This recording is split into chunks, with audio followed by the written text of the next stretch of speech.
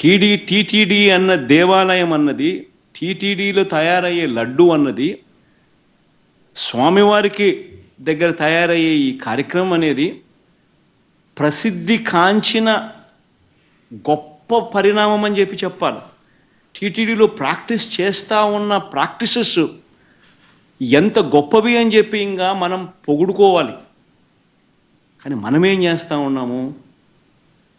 ఒక రోబస్ట్ ప్రక్రియ ఉంటే ప్రతి వెహికల్ను సప్లై చేసే ప్రతి వెహికల్ వాళ్ళ సర్టిఫికేట్ తీసుకొని రావడమే కాకుండా టీటీడీ ఆ ప్రతి వెహికల్లో నుంచి 3 శాంపుల్స్ తీసి ఆ శాంపుల్స్ పాస్ అవుతేనే నీకు లోపలికి పోయేదానికి పర్మిషన్ ఇస్తూ టీటీడీలో లడ్లు తయారు చేయడానికి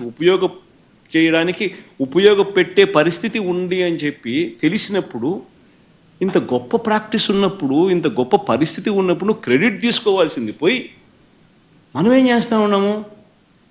అబద్ధానికి రెక్కలు కడతా ఉన్నాం. రెక్కలు కడుతూ ఇవన్నీ శాంపుల్స్ ఇవన్నీ టెస్టుల్లో ఫెయిల్ అయినా కూడా వాడేసినారు,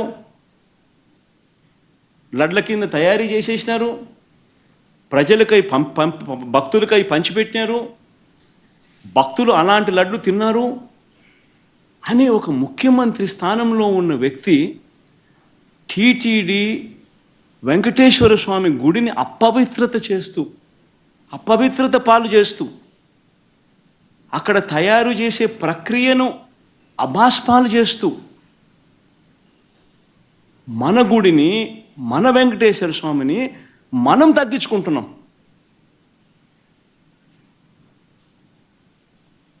ఇంతకన్నా దారుణమైన పరిస్థితులు ఎప్పుడైనా రాష్ట్ర చరిత్రలో ఎక్కడైనా జరుగుతాయా? ప్రతి ఒక్కరు కూడా దీని గురించి ఆలోచన చేయాలని చెప్పి నేను అడుగుతా ఉన్నా. వీళ్ళు చెప్పే మరో దుష్ప్రచారం, కర్ణాటక మిల్క్ ప్రొడ్యూసర్స్ ఫెడరేషన్ KMFకు ఉద్దేశపూర్వకంగానే ఆ కంపెనీ బ్రాండ్ నందినికి నెయ్యి కాంట్రాక్ట్ ఇవ్వలేదని ఆరోపిస్తున్నారు. ఆశ్చర్యకరమైనది. టెండర్లు పిలుస్తారు, ఎవరైనా పార్టిసిపేట్ చేయొచ్చు. ఇదే చంద్రబాబు నాయుడు గారి హయాంలో 2015 నుంచి 2018 అక్టోబర్ వరకు KMFకు చెందిన బ్రాండ్ ఎందుకు లేదని అడుగుతా ఉన్నాను.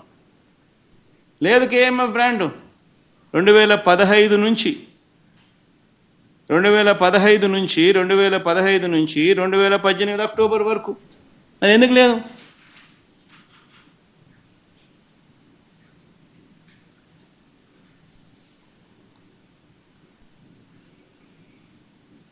ఇంకొకటి ఆశ్చర్యకరమైన విషయం,